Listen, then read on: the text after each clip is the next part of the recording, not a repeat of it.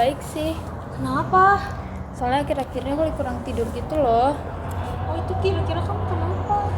Gue juga kurang tahu ya kenapa, soalnya kayak ngerasa cemas aja. Kira-kira dari kalian ada nggak ya rekomendasi psikolog? Aku ada loh. Oh Aku iya? ada kenalan psikolog gitu. Kalau nanti kamu mau, aku bisa ngerekomendasiin dia ke kamu. Boleh ya, boleh. Nanti aku hubungin kamu ya. Nanti aku hubungin psikolognya ya. A few moments later. Halo Deva, Halo Kinanti, kamu apa kabar? kabar aku baik, kalau kamu gimana? Baik. Deva, aku mau tanya deh, kamu tuh masih praktek gak sih sekarang?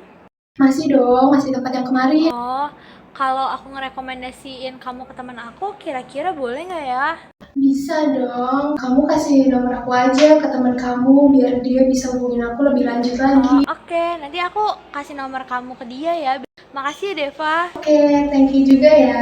Halo, selamat siang. Perkenalkan, nama saya Deva Fabriantina Jaya, selaku psikolog Anda hari ini. Apakah Anda ada keluhan atau ingin cerita pada hari ini?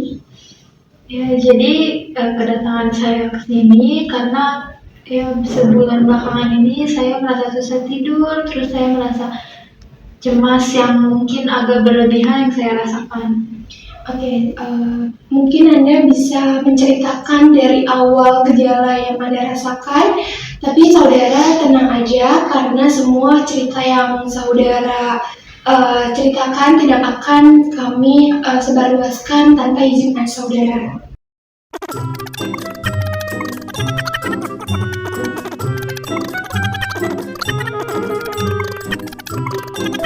A few moments later.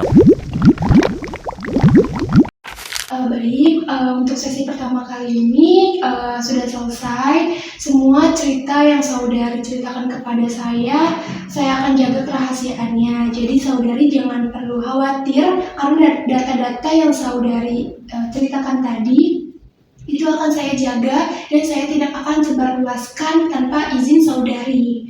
Terima kasih udah segitu terbukanya kepada saya. The next day. Ya, itu kamu lagi bikin laporan dari hasil tes caca kemarin ya?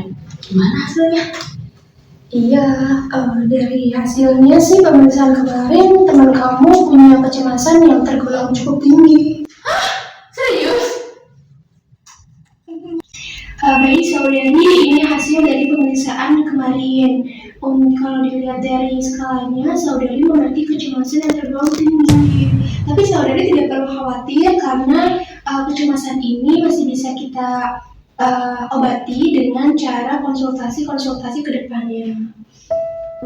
Berarti di diri aku ada masalah ya? Aku cuma meminta tolong untuk tidak dikasih tahu ke siapapun itu ya. Tenangin saudari, karena semua data yang kami punya terkait saudari itu tidak akan disebarluaskan tanpa seizin saudari itu. Jadi saya akan menjaga kerahasiaan data-data dari saudari.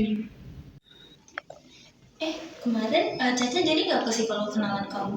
Jadi kemarin Itu kan psikolognya teman kamu ya? Kamu tahu nggak hasil pemeriksaannya gimana?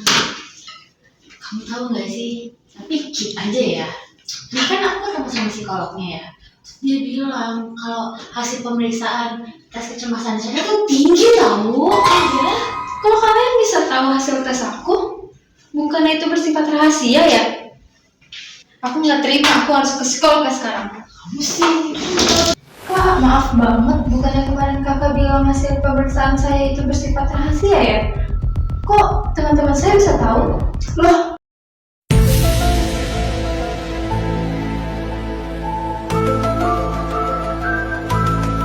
Flashback. gimana hasilnya? iya, dari hasilnya sih pemeriksaan kemarin teman kamu punya kecemasan yang tergolong cukup tinggi. Teman kamu punya kecemasan yang tergolong cukup tinggi. Saya mohon maaf saudari atas kekhilafan dan keteladanan saya atas data yang sudah tersebar tanpa izin saudari. Saya menerima semua konsekuensi yang saudari berikan kepada saya. Saya mohon maaf banget saudari.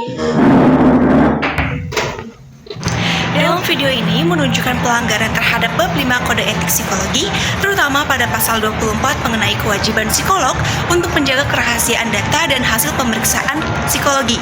Selain itu, kasus ini juga berkaitan dengan pasal 26 karena hasil pemeriksaan disampaikan kepada pihak yang tidak berwenang sebelum diberikan kepada klien.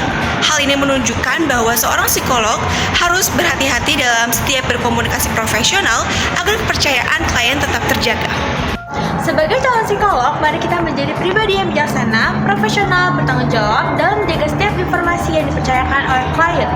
Kerahasiaan bukan hanya kewajiban yang tertuang dalam pasal 24 dan pasal 26 Kode Etik Psikologi Indonesia tahun 2010, tetapi juga merupakan bentuk penghormatan terhadap hak, martabat, dan kepercayaan klien. Karena kepercayaan yang telah diberikan klien adalah amanah yang harus dijaga, bukan untuk dibagikan.